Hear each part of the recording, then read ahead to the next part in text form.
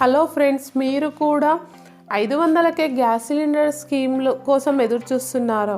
అయితే మీకు నేను చెప్పే ఈ రూల్స్కి మీరు ఎలిజిబుల్ అయితే మీకు గ్యాస్ సిలిండర్ క్యాన్సిల్ అవుతుంది.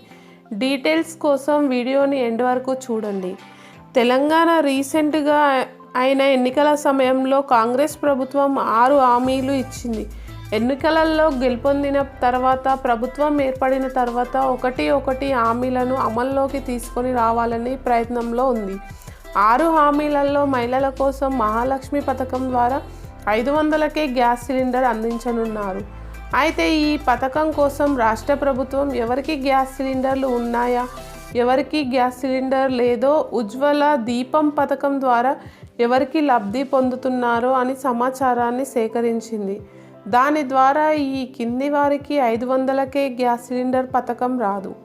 ప్రభుత్వ ఉద్యోగి, రిటైర్డ్ ప్రభుత్వ ఉద్యోగి అయి ఉండకూడదు, 10,000 కన్నా ఎక్కువ జీతం ఉన్నవారు, ట్యాక్స్ కట్టేవారు, దీపం ఉజ్వల పథకంలో ఉన్నవారు, వీరికి ఈ 500కే గ్యాస్ సిలిండర్ పథకం వర్తించదు.